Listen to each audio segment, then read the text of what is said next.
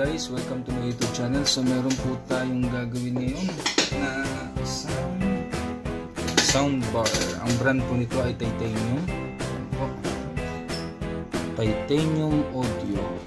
Ito guys, ang problema nito guys ganito. Kahapon nagamit ko, dalawang araw na nagamit. So ipa-power on ko. Dapat lalabas po dito yung Bluetooth pero namamatay. Pero dalawang araw po itong nagamit. Ayan o. Ipa-power on ko ulit. Tapos namamatay. So ganyan po sagot na. Minsan meron, minsan wala. So gagawin ko, binuksan ko na po guys. Nag-physical check na po ako. Papakita ko lang po sa inyo kung anong naging problema.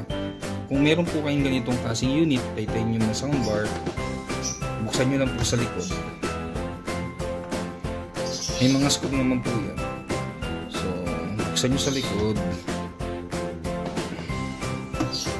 Ayan. So, nag-physical check po ako. Unang-una kong pong tinignan kung alin po dito sa mga capacitor ang bloated. So, upon checking guys, ito.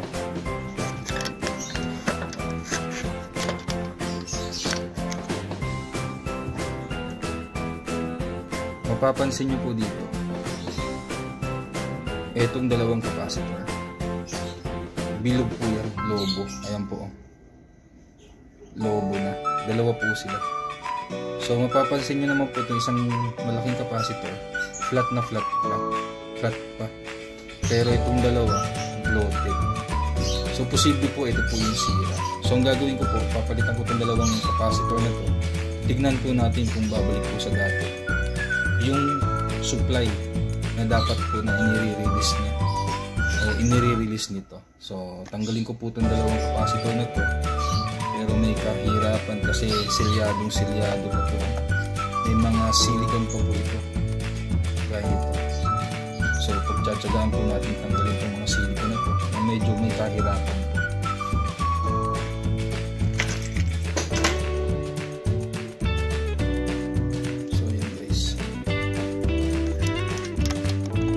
Maganda sound dito guys. Yun nga lang, mawawala yung supply, pero pagtsatsagaan po natin tanggalin yung silicone nito. Sana walang ma-damage kasi may mga parts, mga piyesa po itong natatakpan. Sana walang tatamaan. Ito lang naman po mahirap tanggalin dito yung silicone. So slice na lang natin po dito sa side para may angat lang po natin yung board. Ingat-ingat lang po sa pag-slice kasi may mga connector po dito po sa likod.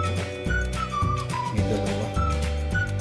Isang auxiliary, optical, tsaka HDMI. So ngayon, slice na natin. Tanggalin na natin po yung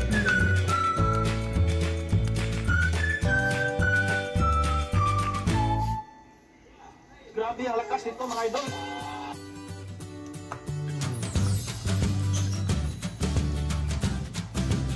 Sana guys, patsamba tayo. Ito po, pwede po nyo gawin DIY, mga personal na gamit. Pero kung hindi nyo po kaya, pagawa nyo po sa iba. Kasi kailangan din po talaga na may gamit. Kaya soldering iron, soldering lead, suction pump para pagtanggal ng hinang, o soldering wick para po matanggal natin yung mga lumang hinang para po mabunot yung pyesa. At the same time, bibili pa rin po kayo ng capacitor para po pamalit. Tanggalin muna natin itong mga connector na ito para ma-release natin.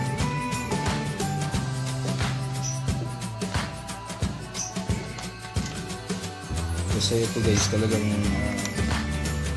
ginagawa po nila ito para secure po yung item nila.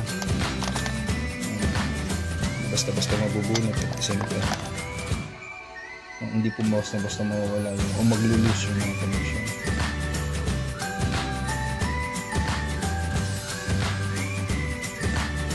Yung mga ganitong sira guys, gaya ng mga bloated, madali lang pong magpalit. Ayan, bunot na natin to. Ito yung sa power nya.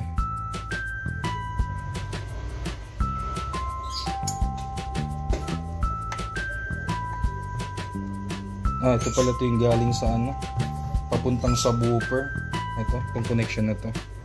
Kaya ako naman tinanggal guys para madaling bunutin yung board, walang sagabal. So ito yung sa power.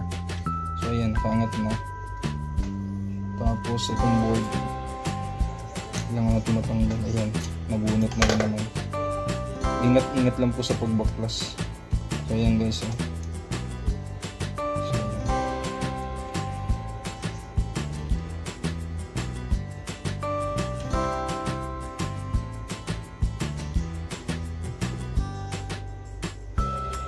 So after nyan, hanapin lang natin ito guys, oh, bloated. Bukol na bukol talaga yung dalawa. So sana ito lang ang sira, no? Para hindi na tayo mapalaki ng gastos.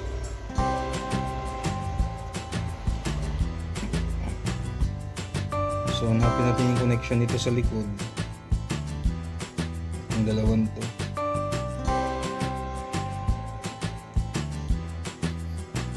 Pag nagtanggal kayo nito guys, lagi nyo tatandaan kung nasaan yung negative para hindi magkabaliktad. Gaya nito po, itong may puti, yan po yung negative side.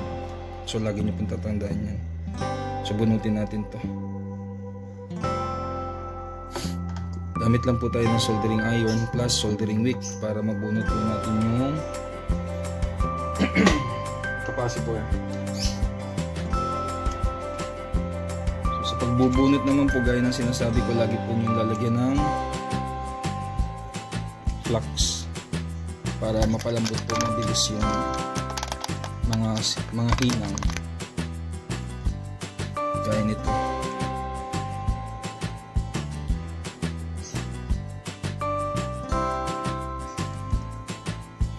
Tapos gamit tayo ng soldering wick. Yung soldering wick guys, yun yung panghigop ng hinang.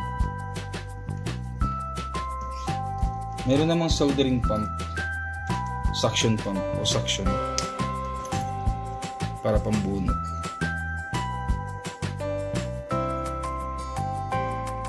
Hindi ko makita yung sa akin, so gamit tayo ng soldering wick.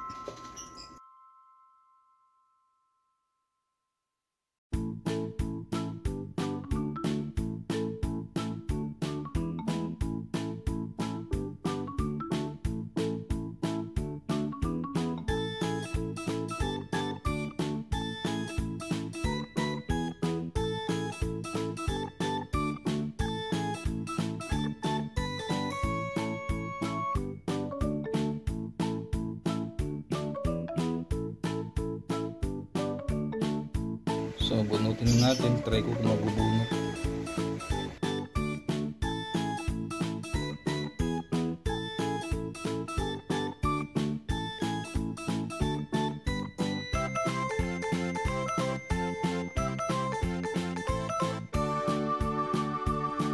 So ito guys, bunot na, no? Ayan guys, oh, bloated na yung ibabaw. So ang value po nito ay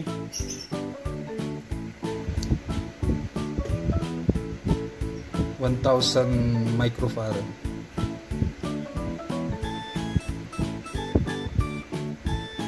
Tapos ayan guys, so 1,000 microfarad tapos 35 volts. So bali dalawa po yung papalitan natin. Ayan, 1,000 microfarad tapos 35 volts. So tingnan natin kung mayroon akong stock. So check natin dito sa list. So wala ako guys. Meron ako dito 1,000 microfarad pero 16 volts lang. So order pa tayo. So yun lang guys, update ko po kayo pag dumating na po yung order ko na capacitor. Tapos para makita din natin kung okay na. Kasi di po natin pwedeng palitan to ng mas mababang voltahe. Dapat same value or mas mataas ng konti. So yun lang guys, check ako sa mga binunod ko, baka meron mong makita. So yun guys, tuloy natin, no? Dumating na po yung in-order ko na capacitor. Ito po 5. So sa halagang 98 pesos po at 85 pesos kasama na po yung delivery charge. So ito po, Shopee ko lang to in-order guys. So mas maganda rin po dun kaysa masahe pa po kayo sa pinakamalapit na electronic shop sa inyo. Minsan wala rin naman, minsan walang stocks. So sa Shopee na po kayo. So sa 85 pesos guys, kasama na po yung delivery charge. So ito po yun, 1,000 microfarad. Tama, 1,000 microfarad. Yan po. Tapos 35 volts.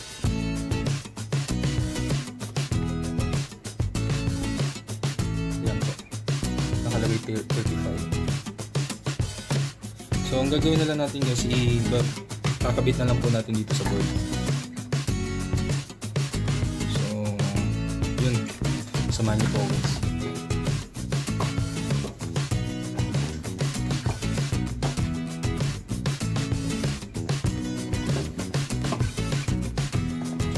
Kung sakaling wala kayo guys na na panghinang gaya ng pang electronics guys, kasi napansin ko po, syempre iba yung soldering iron pang cellphone gaya nito, tsaka yung pang electronics, yung malalaking appliances. So nagtsatsaga po ako dito sa pang cellphone kasi yun lang po meron ako. Pero mas maganda kung wala po kayong soldering iron, bumili po kayo ng soldering iron na 60 watts. Malakas na po yan, mabilis na rin po yun tumuna po. Pero syempre po, yung quality depende po sa price. Kung gusto niyo po na matibay, kunin niyo po yung medyo may pamahalan ng konti. So yun, hinihintay ko lang pong uminit yung soldering iron ko. Tapos ipupwesto ko na po itong capacitor. So gaya po ng sabi ko kanina o sa mga naunang videos ko po, paglalagay po ng capacitor, lagi po niyong tatandaan. Ito po para po sa mga gustong matuto o mga baguhan pa lang po na kagaya po. So ayan guys, so napansin niyo po, itong mayroong guhit-guhit na to, yan po yung negative, tapos dito po yung positive. So para hindi po kayo magkamali. Tapos dito po naman sa capacitor, yung may gold lining, yan po yung negative. Yan po may nakalagay na parang minus, yan po yung negative. So tusok naman po yun dyan.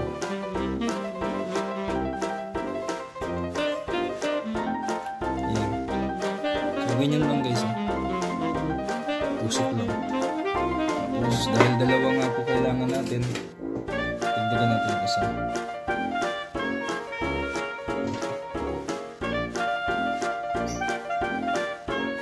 Sana umubra guys, no? Kasi upon checking guys, ito lang naman po yung bloated na capacitor. So palitan muna natin. Ngayon sana umubra, sana wala na po magiging problema, para hindi na po mapalaki yung hahanapin ng sira. So yun, nakakabit na. So sa paghihinang, split nyo ng konti para lapat na lapat yun yung split nyo to. Ayan, para hindi po lumuwag bago po ninyo hinanin.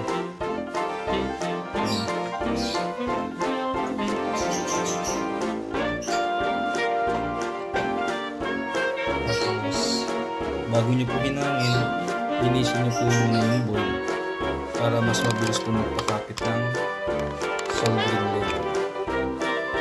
So gamit po tayo ng lighter fluid, lagyan natin sa toothbrush, tapos scrub lang po natin dito. Mas mabilis kasi guys magpakapit pag malinis. So ayan na. Ngayon kunin natin yung soldering lead.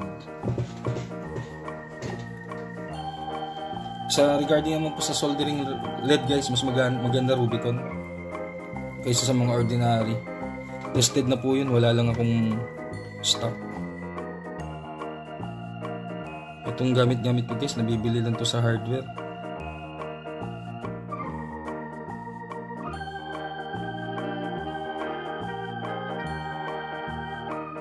meron kayong fan guys, no, yung usok, hanggat maaari huwag nyong masisingot. Masama po yan, hindi maganda sa health natin. Hindi pa kasi nakakapag DIY ng fan, yung parang exhaust fan. Kahit yung fan lang po ng CPU, pwede na po yun. Tapos lagyan nyo ng tube, tapos palabas ng bahay, para yun po yung pinaka-exhaust fan ninyo pagdating sa electronics. Masama po talaga yan. Sa umpisa hindi pa po mag-i-epekto, habang tumatagal dun po na mararamdaman. So patuloy na natin itong excess.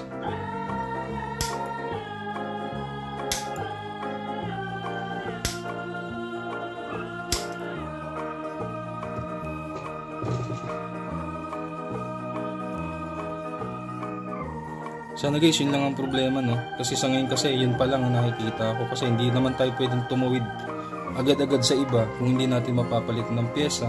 Yun nakita natin sira. So, sana okay na.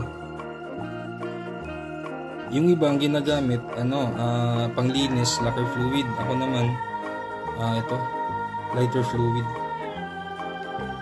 Lacquer thinner yung iba.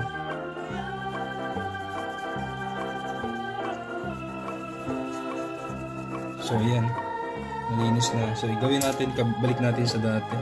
Kabit natin yung supply.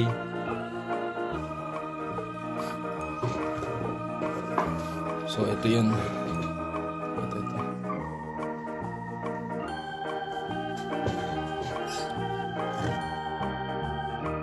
Huwag kayong magkakamali sa pagbalik nito guys, ha. Hindi pwedeng baliktad. Meron po yung slot. Ayan po, may bukol sa harap. Kung saan po yung nakatama, doon nyo po yun ibabalik. Ayan po. Yung kabila flat. Ito po flat dito banda sa itaas, pero ito bukol. Ayan po, may bukol lang. Ayan. So, dito natin ipapasok. Ayan. Tapos yung kabila naman, ganun din. Ayan po. Yan. So doon yung rin po papatama kung saan dapat siya nakakabit. May hook yan po sa kabila. Yan.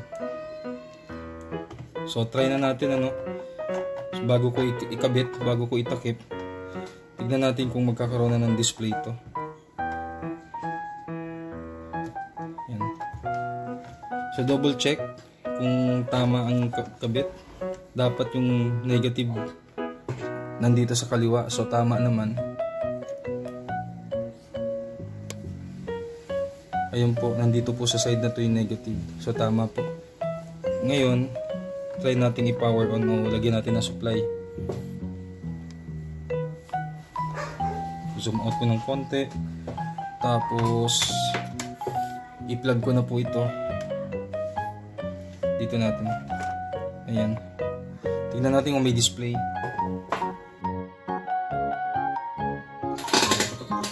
So yan guys, naka-plug na. Check na lang natin kung mag-on lalabas yung Bluetooth. So yun guys, lumabas yung Bluetooth. So ngayon, try natin patugtugin. Dahil nakakonect na po yan sa computer. Hello guys, welcome to my YouTube channel. So meron po tayong gagawin ngayon na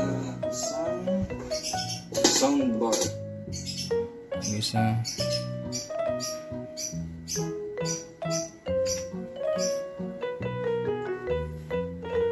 check natin kung magdi-disconnect.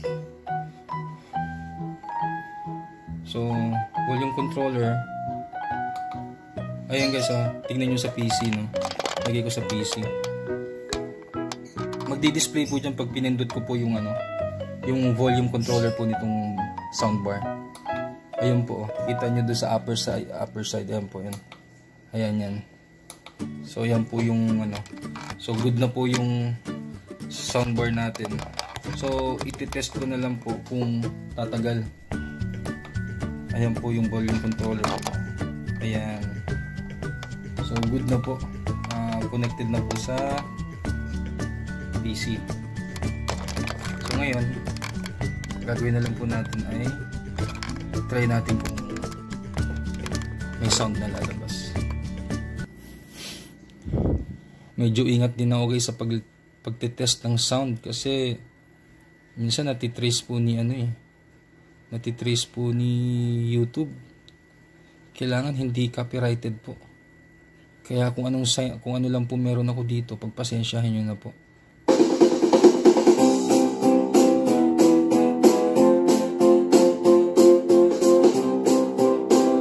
So yan guys, malakas. Hinaan ko.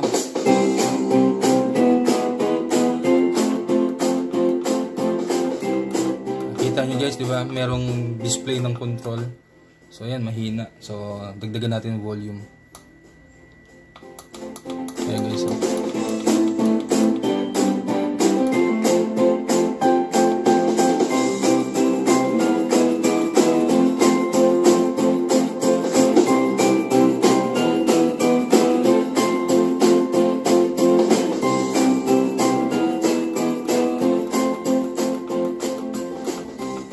So ganito guys, advice lang po.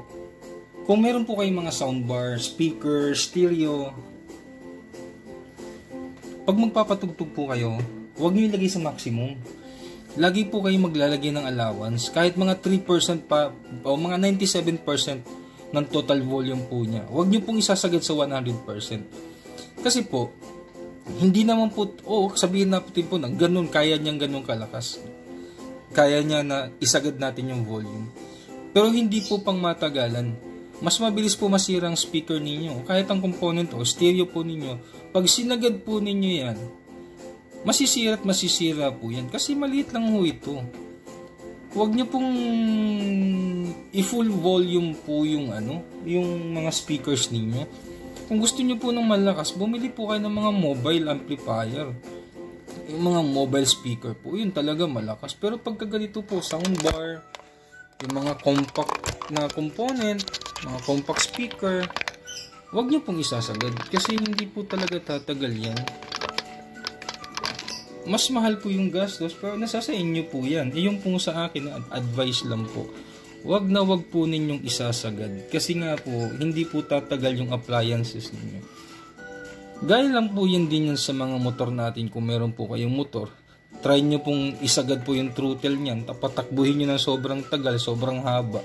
Bibigay po yung piston nun, bibigay po yung mga valves nun, yung timing chain po nun, posibleng maputol kasi sinagad na po ninyo.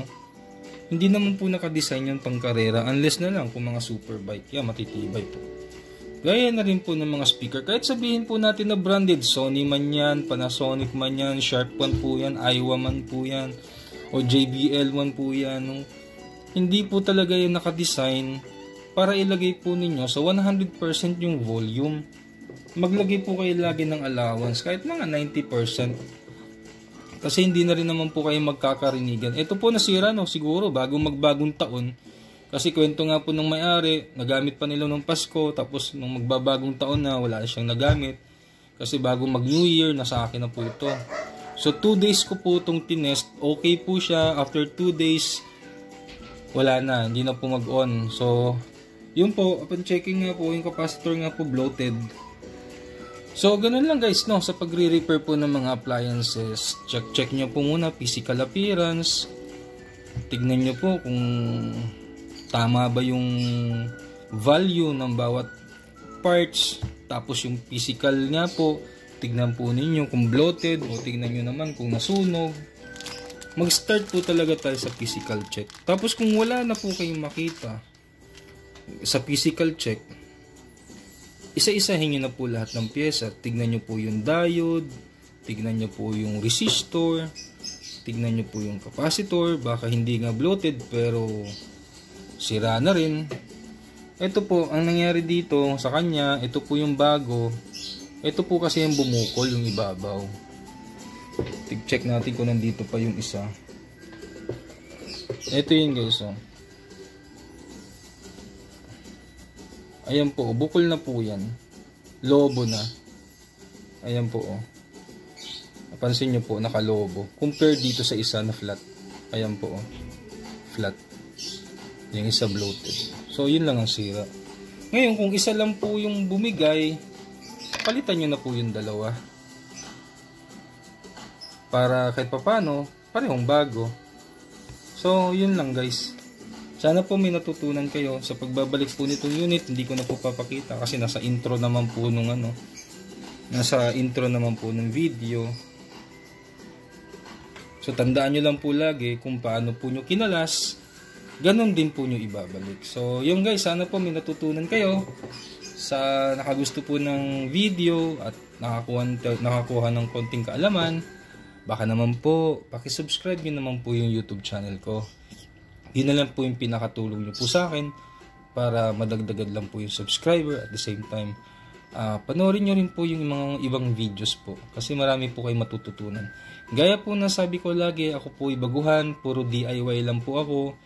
So kahit ganun pa man po na ako'y nagdi-DIY, pinagkakakitaan ko na rin po. Nagsimula lang po ako sa electric fan, washing machine, tapos hanggang sa nag-research po ako sa mga tropa, hanggang sa umabot po ako sa TV, yung mga rice cooker, microwave oven. Yan po mga basic po yan. Pagdating po sa TV, medyo mahirap na pong troubleshooting. Pero, yun nga po, magsimula po tayo sa pinakamaliit, pinakasimple. Electric fan, washing machine, rice cooker, blender, microwave oven. Yan po yung mga appliances na hindi po masyadong maraming parts sa loob. Hindi masakit sa ulo. Ayan po, no? Sana po, subaybayan nyo pa po yung iba kong mga videos. Paki-like, share, and hit the notification bell para updated po kayo sa mga i-upload ko pa pong videos. Maraming salamat po. Don't forget to subscribe na rin po. Maraming salamat po.